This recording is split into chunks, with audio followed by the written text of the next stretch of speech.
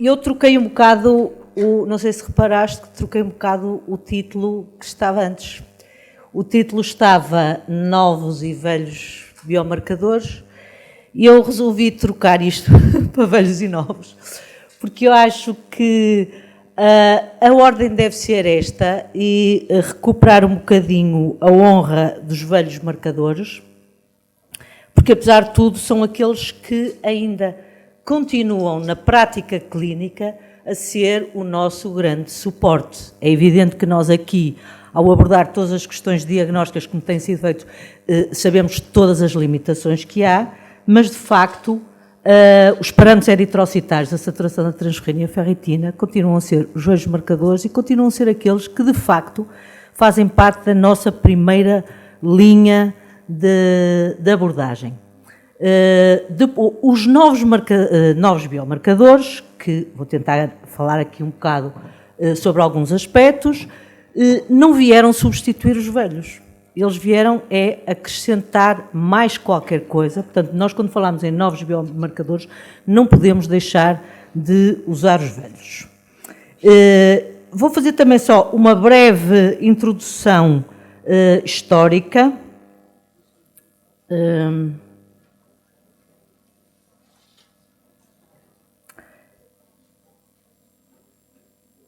Espera aí. O slide anterior, para quem estava a ver estas rodinhas todas aqui a andar, era só para mostrar que, como eu estava a falar, os velhos biomarcadores continuarem a ser aqueles que nos dão a abordagem geral mais generalista, de facto, do metabolismo do ferro, é porque eles são aqueles que nos vão dar as indicações sobre os principais compartimentos da regulação sistémica, que são, de facto, o ferro que anda em circulação, que é dado pela saturação da transferrina, é o ferro que está acumulado, que é dado pela ferritina, e, de facto, os parâmetros eritrocitários vão-nos dar a ideia da utilização, como é que isto está a ser utilizado. Portanto, isto é a base dos velhos biomarcadores. Os aspectos históricos é porque também convém não nos esquecer daqueles que nos antecederam. E, de facto, nós estamos nos anos 50, quando se começa a utilizar estes marcadores, se calhar a maior parte das pessoas que estão nesta sala, se calhar ainda não eram nascidas, e quando foi descrito pela primeira vez a importância disto como um parâmetro que poderia indicar a absorção de ferro, imediatamente passou à clínica e o que é facto é que durante estes 50 anos este parâmetro ainda não desapareceu. Claro que acompanhado pelos parâmetros dos eritrócitos, que também têm mais de 50 anos e que também continuam a ser utilizados. A história da ferritina é diferente, porque a história da ferritina, embora a ferritina como proteína, como molécula, tenha sido descoberta também, até foi antes dos anos 50, foi nos anos 40, nós só começamos a pensar na ferritina como parâmetro bioquímico e clínico implementado pelo interesse da hemocromatose. Isto só foi nos anos 70, quando nós queríamos melhorar o diagnóstico da hemocromatose, porque se percebeu que nesta condição de sobrecarga de ferro, de facto, a ferritina podia ser um bom indicador, porque indicava sobrecarga de ferro. Portanto, passamos a ter a tríade dos três velhos marcadores.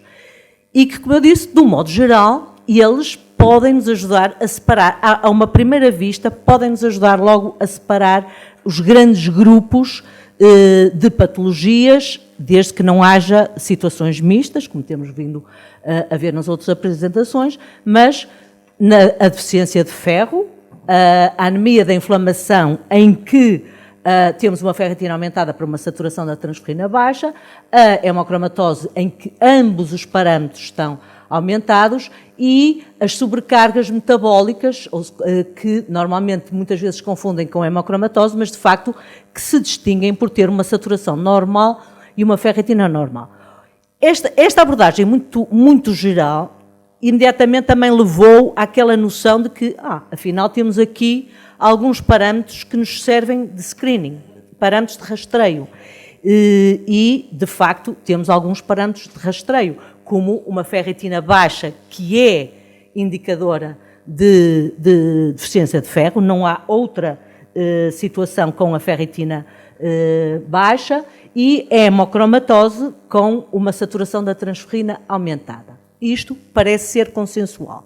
O problema é quando nós nos animamos com a história dos screenings e de, pronto, fazer screening de sobrecarga com outros parâmetros. E isso aconteceu, o problema com a história da ferritina como screening da sobrecarga de ferro. A tentação de usar a ferritina como screening de sobrecarga de ferro só veio atrapalhar a nossa vida, porque de facto nós passamos a confundir estas situações todas, e eu insisto, porque isto é muito frequente na prática clínica, nós temos doentes referenciados por suspeita de hemocromatose só baseado numa ferritina, quando isso não é verdade. Portanto, isto levou a outra coisa que já se falou muito aqui, e que também já foi abordada pelo professor Cortês, que é a tentativa de fazer cut-offs ou fazer valores de cortes, tornou-se extremamente complicada, se não uma missão impossível, e por isso é que, de facto, ainda hoje nós estamos a ver sistematicamente revisões a tentar fazer valores de cut-off de ferritina para isto e para aquilo, e nunca se consegue. E nunca se consegue porque depende das situações clínicas, e não se consegue essencialmente por dois motivos. Primeiro, por causa daquilo que já foi muito claro na apresentação anterior do professor Cortês, que é a perda de sensibilidade e especificidade em situações completas, em que estes parâmetros perdem completamente o seu sentido. E outra coisa também muito importante, que é a questão da dinâmica. Muitas vezes estes parâmetros não têm valor numa determinação isolada e só têm valor se forem vistos numa perspectiva dinâmica, por exemplo, como também já vimos, no caso de terapêuticas para corrigir a deficiência de ferro, vigiar, de facto, se está a responder ou não. Este é um exemplo de um artigo em que chama a atenção para isso, que era de Fascinating Deep Deceptive Ferritin, porque as decisões sobre limites superiores não podem existir em valor absolutos, mas devem ser balanceados entre os seus potenciais benefícios e malefícios. E, portanto, a pergunta é: e nestas situações em que as coisas se confundem, temos situações complexas, como o caso da deficiência de ferro, juntamente com a anemia da inflamação, etc., precisamos de novos biomarcadores, e em que situações?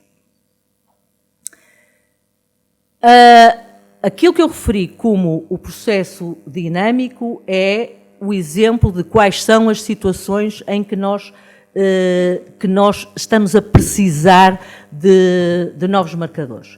E muitas vezes tem a ver com as decisões terapêuticas sobre reposição ou remoção do ferro. Portanto, eu aqui vou referir não só as terapêuticas para a deficiência de ferro, como as terapêuticas para a sobrecarga de ferro. E as perguntas que se fazem é, primeiro, se de facto temos alguns marcadores mais sensíveis e específicos, mas também perguntamos se por acaso temos marcadores mais precoces. Em 2001 aparece de facto a nossa estrela, a hepcidina, o grande entusiasmo. Foi descrita simultaneamente por dois grupos, o grupo do Thomas Ganz, que descreveu a hepcidina como um péptido microbiano importante na regulação do metabolismo do ferro, e na mesma altura o grupo de René Nicolas descreveu o modelo animal em que de facto a hepcidina era o regulador essencial do metabolismo do ferro.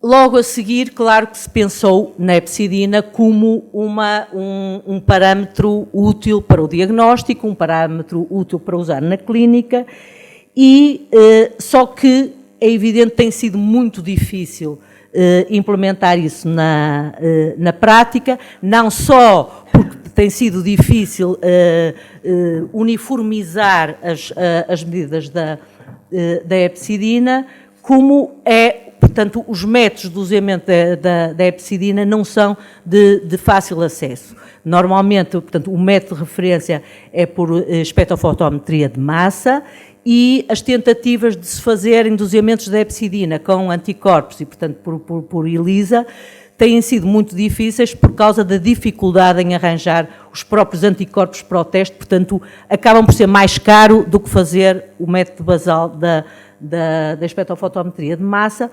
Portanto, nunca foi um parâmetro que entrasse assim facilmente na rotina para que pudéssemos utilizar. Mas também não há assim tantas situações na rotina que nós precisássemos de utilizar a epsidina. E tem outra coisa, é que é também um parâmetro extremamente dinâmico. E, portanto, nós iríamos ter seguramente o mesmo problema de estabelecer cutoffs, de estabelecer valores de referência, porque nós temos variações da epsidina muito marcadas de acordo com a dieta, com as variações diurnas, etc., etc. Por exemplo, eu neste artigo aqui, em que temos as respostas da epsidina, por exemplo, a uma challenge, a uma dose de ferro, nós sabemos que os indivíduos normais, portanto, a epsidina sérica está aqui, os indivíduos normais respondem com um aumento de epsidina, portanto, isto é o estímulo do ferro, portanto, mal é instituído, há logo um estímulo de aumento da epsidina que depois cai nas horas a seguir. Nós vemos aqui que na hemocromatose isso não acontece porque eles não respondem à epsidina. Portanto, a própria variação dos parâmetros, quer dizer, faz-nos logo pensar que depende, se nós estamos a medir aqui, nunca seria possível ter valores de referência e cutoffs seguros, instantâneos. Mas tem sido muito útil para mostrar as tais situações em que nós queremos ver a dinâmica. E eu vou dar só 2 exemplos. Um dos exemplos é este estudo do Michael Zimmerman, em que ele estudou a previsão da resposta ao ferro oral. Portanto, a preocupação é aqueles doentes que não respondem ao ferro oral e porquê que não respondem ao ferro oral.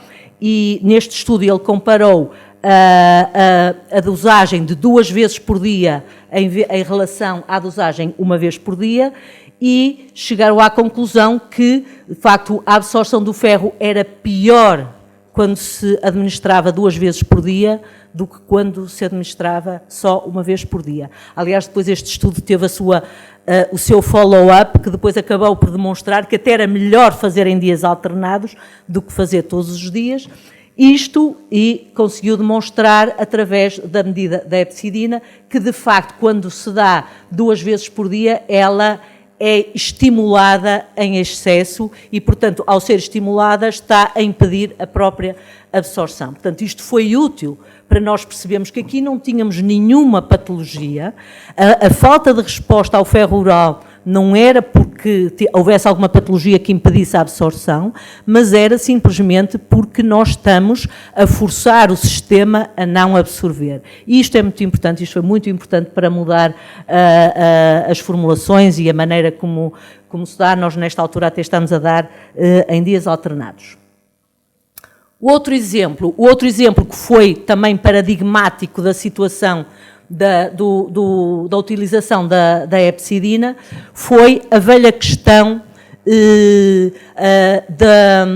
da anemia juntamente com a infecção por malária. Era o problema das crianças, as crianças africanas, em que se tentou fazer uma suplementação com ferro devido à deficiência de ferro, e o que se verificou é que tinha uma mortalidade maior por causa da malária, porque eram zonas endémicas de malária. Portanto, quando se estava a administrar o ferro, estava-se a favorecer, portanto, a própria evolução da malária. E o que foi importante notar é que não são todas as fases da malária em que isto acontece. Isto acontece precisamente na fase eritroide da malária, em que se nós formos ver quais são os marcadores que estão alterados nestas diferentes fases, portanto, na infecção primária, na fase eritrocitária ou na hepática secundária, é aqui que aparecem, de facto, o estímulo da grande produção da hepcidina e o aumento da hepcidina. Obviamente, é aqui que não se pode dar ferro.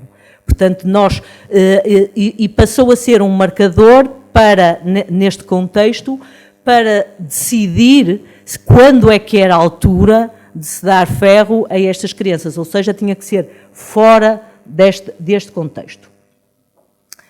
O segundo marcador que eu ia abordar muito rapidamente é o eritрофорон. Esta foi também uma descoberta recente e o professor Cortês já abordou aqui a questão de que nós andávamos desesperadamente à procura de qual era o sinal eritropoético que ia fazer inibir a hepcidina, porque tinha que ser qualquer coisa que vinha diretamente da eritropoiese para a hepcidina, portanto, independente do ferro, e o Leon Kautz, no grupo do Thomas Ganz, também descreveu finalmente que temos esta molécula, que se chama ERFI, ou eritрофорон, que é aquele parâmetro que vai estar estimulado sempre que há um estímulo eritropoético.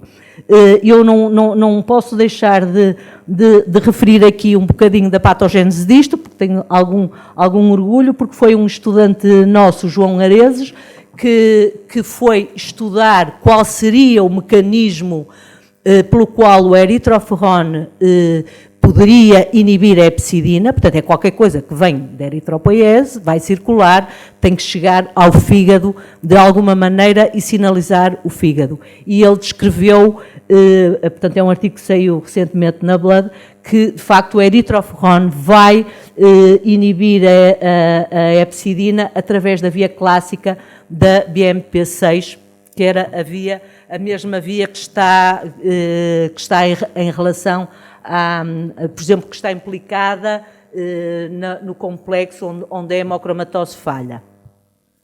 Portanto, temos aqui um novo player, temos aqui uma nova molécula, isto pode ser um marcador, claro que logo a seguir surgem as tentativas de perceber se isto pode ser um biomarcador ou não, e apareceu já o ensaio que, pelos vistos, foi mais fácil arranjar um anticorpo para isto do que para a hepcidina, e existe já um imunoensaio para eritрофорон, que obviamente nesta altura ainda não sabemos qual é a implicação clínica, qual é a utilidade clínica, mas temos o primeiro artigo em que utilizaram a hepcidina e o eritрофорон, ambos para melhorar a previsão, a previsão da correção da anemia em doentes hemodializados, porque sendo o eritрофорон um inibidor da hepcidina, é evidente que estão os dois correlacionados. Um aumento da hepcidina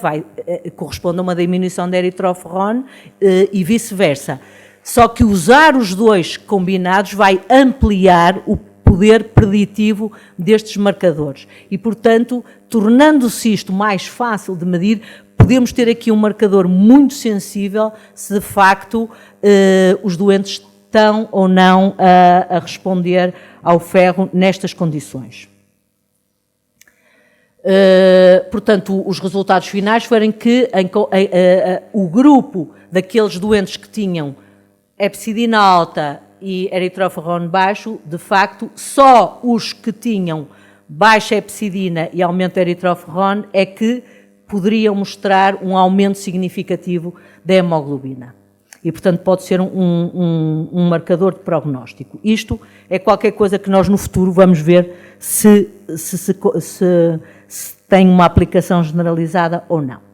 E agora, finalmente, o último parâmetro que não podia deixar de ser, para mostrar que aprendi bem a lição, e aprendi bem a lição, se calhar já nos anos anteriores em que o professor Cortês tenha insistido, e eu tenho cumprido fielmente com as suas recomendações. Portanto, nós introduzimos os parâmetros reticulocitários como para olhar de rotina para os doentes da nossa consulta.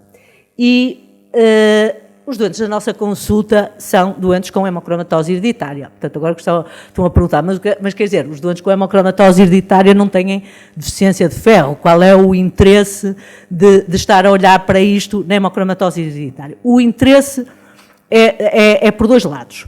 Por um lado, pelo próprio interesse científico e curiosidade científica, saber se estes marcadores também se alteram na sobrecarga de ferro. Nunca tínhamos visto descrito estes marcadores em situações de sobrecarga de ferro. Portanto, por uma questão teórica, era importante saber. E depois, por outra razão, é que a hemocromatose tem qualquer coisa que cruza com a deficiência, que é, se nos lembrarmos, como é que nós tratamos os doentes. Nós tratamos os doentes por meio de flebotomias intensivas até à depleção total de ferro. Nós queremos, num doente com hemocromatose, ter a certeza que removemos todo o ferro que estava acumulado no fígado e muitas vezes tem sido difícil estabelecer valores de corte ou de referência, etc., para saber quando é que se deve parar ou quando é que não se deve parar. Eu devo lembrar uma coisa, que é assim, antes da estrela da epsidina aparecer, nós tínhamos guidelines muito em que dizíamos, é deficiência, nós temos que provocar deficiência de ferro, porque só provocando deficiência de ferro é que temos a certeza que os depósitos se esgotaram. Veio a epsidina, veio o medo. Ai, meu Deus, não pode ser, porque se provocarmos uma deficiência de ferro, vamos inibir ainda mais a epsidina, vamos piorar a situação, ai meu Deus, e então passou a usar-se os cutoffs da ferritina de 50, que se mudou, porque antigamente era menos de 10, no princípio, quando nós começamos a tratar no princípio. Portanto, o tratamento é este, uma fase intensiva em que, de facto, vamos baixar os valores da saturação da transferrina e da ferritina para valores praticamente de deficiência e depois, na fase de manutenção, então, é que não deixamos subir a ferritina e a saturação acaba por subir.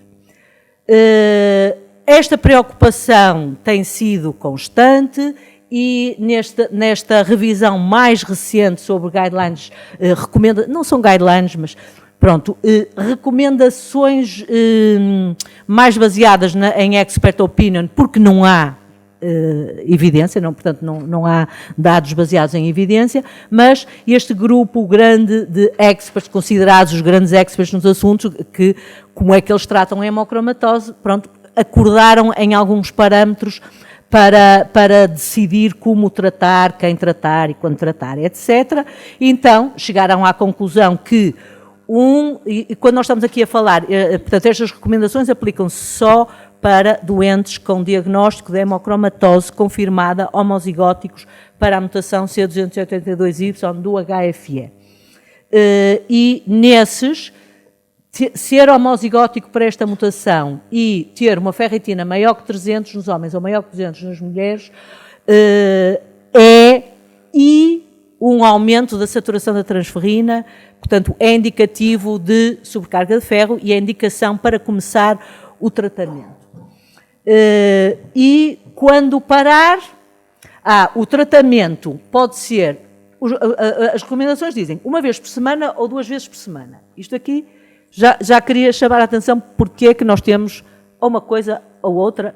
Não, o nosso clássico das recomendações é 1 vez por semana. Mas nós sabemos que algumas pessoas não têm uma resposta eritropoética tão acentuada como outras, nomeadamente as mulheres, e às vezes não conseguem. Nós temos a preocupação, será que não vão fazer anemia? E, portanto, algumas mulheres também podem ter que ter um regime mais prolongado.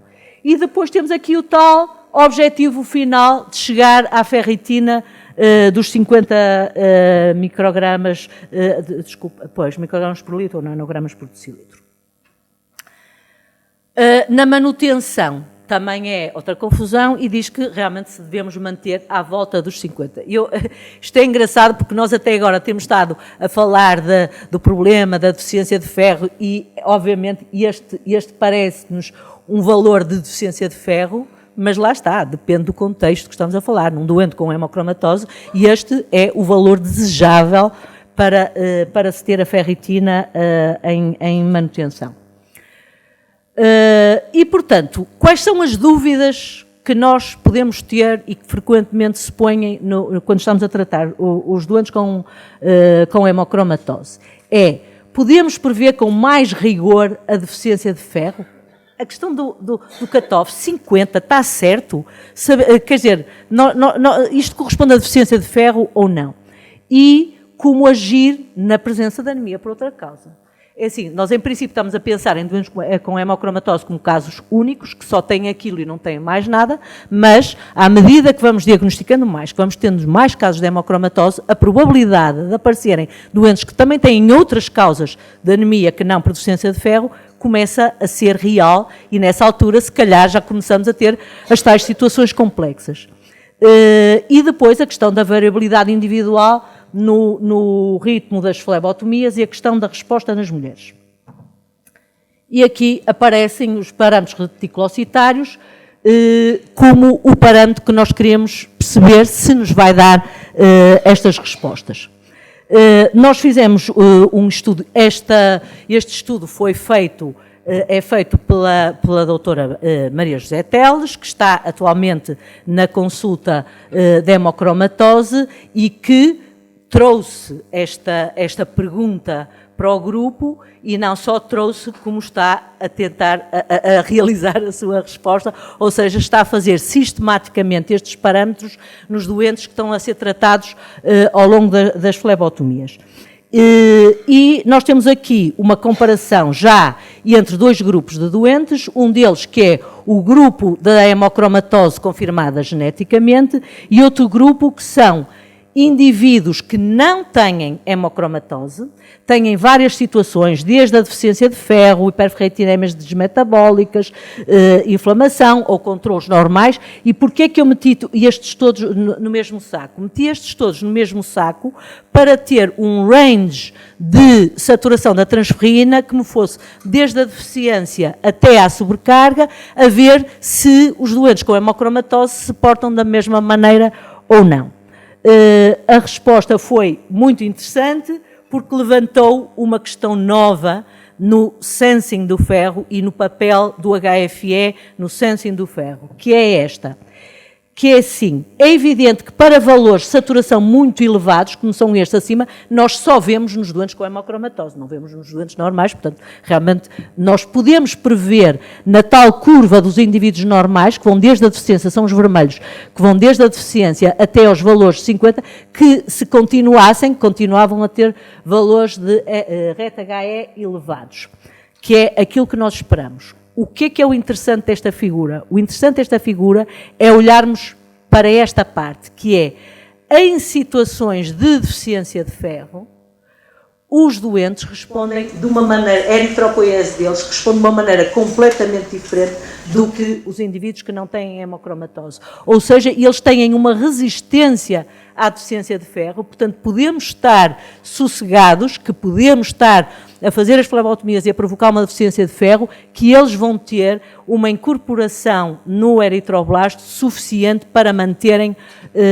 o seu tratamento. Isto agora levanta questões teóricas do próprio sensing, qual é o papel do HFE. Nós verificamos isto também no modelo, que temos o modelo dos ratinhos HFE knockout, e fomos olhar, será que nos ratinhos HFE knockout nós temos a mesma coisa? E temos exatamente a mesma coisa, que estes são os knockouts, estes são os heterozigotos, estes são os wild type, que temos também um aumento significativo do RET-HE, confirmando estes resultados.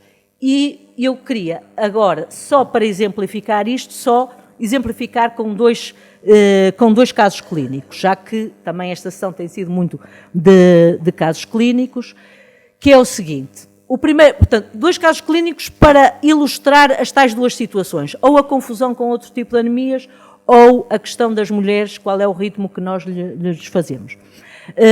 O caso 1 é, portanto, uma mulher de 43 anos, natural de Celurico de Basto, que é referenciada da consulta de nefrologia, onde ela era seguida por uma doença renal crónica familiar, um síndrome de Alport, que estava em estadio 2, estava em vigilância. Portanto, ela não está em hemodiálise, mas tem a sua doença renal crónica e tem uma ligeira anemia associada à doença renal crónica. O estudo bioquímico tinha uma saturação de 90%, com uma ferritina mais de 1000, com uma biópsia hepática que mostrou uma acidrose hepática grau 4 e, portanto, faz a genotipagem HFE e é homozigótica para a variante C282Y. Como é que nós vamos tratar esta doente? Com as flebotomias, tratamento intensivo e, portanto, começamos a fazer como ela tinha esta ligeira anemia, vamos fazer o tratamento quinzenal. Decidimos fazer o tal tratamento quinzenal para ver se aguentava. No início, nós fizemos uma ressonância magnética. E esta ressonância magnética dizia-nos que ela tinha um R2 asterisco de 838, o que significa uma sobrecarga muito severa, que nós podíamos prever que fosse mais de 5 gramas. Nós vamos fazendo as flebotomias e chega a uma altura em que ela chega ao tal cutoff miraculoso que puseram dos 50 para parar e que os guidelines dizem para parar. Então, nós paramos aqui o tratamento nos 50, como mandavam os guidelines. Só que, se olharmos atentamente para o resto dos parâmetros, a saturação da transferrina estava longe de chegar a valores de deficiência e o RET-HE continuava muito elevado e a hemoglobina continuava estável. Portanto, dizer assim, isto se calhar, esta anemia não é por deficiência de ferro. Se nós queremos tratar a sobrecarga de ferro desta doente, nós vamos ter que continuar até conseguir remover os tais 5 gramas que ela tem. E assim fizemos. No princípio, enquanto estávamos à espera do resultado da ressonância, há aquela fase em que não estamos já a tratar de novo, mas só estamos à espera do resultado e vamos fazendo o follow-up dela. E, de facto, no follow-up mostra-se que ela tem um comportamento completamente diferente, a hemoglobina sobe exponencialmente, a ferritina sobe logo, coisa que nós não vemos acontecer em casos de hemocromatoses bem tratadas, a saturação também, e, portanto, nós vamos mantendo o tratamento até ao fim e reparem, nós conseguimos manter o tratamento até agora que já removeu os tais 5 gramas sem ter havido qualquer variação ou sem haver qualquer comprometimento, portanto é seguro, ou seja, este parâmetro é que nos deu a segurança. Nós sem este parâmetro estávamos hesitantes e estávamos com medo. E este parâmetro, de facto, professor Cortês, é muito útil, deu-nos esta segurança.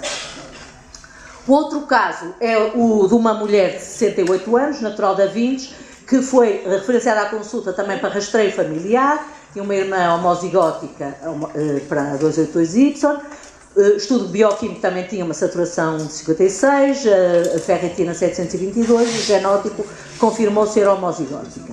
Ela, na altura, recusou fazer uma ressonância porque nós gostamos de ter uma ideia à partida de quanto é que é o ferro que vamos ter que remover e ela recusou. E, portanto, nós aqui é o ponto em que o RET-HE atrapalhou-nos. Porque começamos a fazer o tratamento dela, portanto, está aqui a ferritina, a saturação da transferrina que se mantém mais ou menos sempre agora nestes valores, à volta dos 20%, mas nunca abaixo dos 20%, mas assustamos-nos com este valor do RET-HE neste dia em que baixou. Então, atenção, ela estava a fazer flebotomias semanais. E, portanto, dissemos, ok, aqui ela se calhar já não está a ter o aporte suficiente para aguentar isto, só que ela tem uma ferritina de 100, portanto, nós suspeitamos que ela não chegou ao fim do tratamento, mas também podia ser uma ferritina inflamatória. Portanto, nós ficamos na dúvida, mas o que é isto? Isto chegou ao fim do tratamento e tem uma inflamação conjunta ou não chegou ao fim do tratamento? Então, fizemos a ressonância magnética. A ressonância magnética deu um R2 asterisco de 415, que nos diz que ela ainda tem pelo menos 2 gramas de ferro para tirar. Então, o que é que nós fazemos? Nós passamos a fazer o tratamento quinzenal em vez de ser semanal. E assim ela conseguiu chegar ao fim e, no final, removeu quase 4 gramas de ferro, com um regime mais prolongado. Portanto, outra utilidade para decidir não só quando se começa e quando se para, mas que ritmo é que nós vamos impor a estas pessoas para fazer as suas flebotomias. Portanto, em conclusão, eu acho que as conclusões são que não é possível fazer uma recomendação baseada em evidência sobre limites superiores de ferritina sérica. Por isso, as decisões terapêuticas nunca podem ser baseadas em valores fixos. A tornarem-se de mais fácil acesso os novos marcadores bioquímicos, como a hepcidina e o eritroferrone, podem vir a ser muito úteis na avaliação dinâmica em situações complexas. É evidente que isto põe um problema para os patologistas clínicos. É que isto são situações raras em que isto vai ser preciso. E, portanto, quem é que vai implementar, fazer testes que só vão ser usados muito raramente e que não vai compensar, mas isso é outra discussão.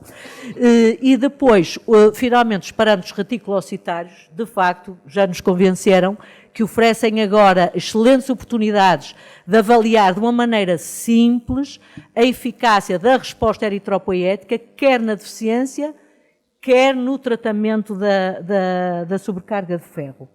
E eu acabo agradecendo às pessoas que têm trabalhado comigo e colaborado comigo, não só no Serviço de Hematologia Clínica do Hospital de Santo António, em particular à Maria José Teles, que se juntou a esta consulta e que tem dado uma contribuição incrível, porque estes resultados que eu mostrei do RET-HE na hemocromatose é trabalho dela, que foi apresentado na última reunião da EHA e que ela agora está a preparar para publicação, mas também ao grupo de investigação no I3S, ao Centro de Genética. A consulta da hemocromatose, nesta altura, está integrada na rede de referenciação europeia das doenças raras na EuroBloodNet, e também agradecer à Associação dos Doentes, porque os doentes também têm sido uns grandes colaboradores, porque quando nós falamos em estudos dinâmicos, temos que fazer estudos dinâmicos, temos que fazer muitas vezes repetições no mesmo doente e, portanto, também temos que agradecer aos doentes colaborarem connosco. Muito obrigada.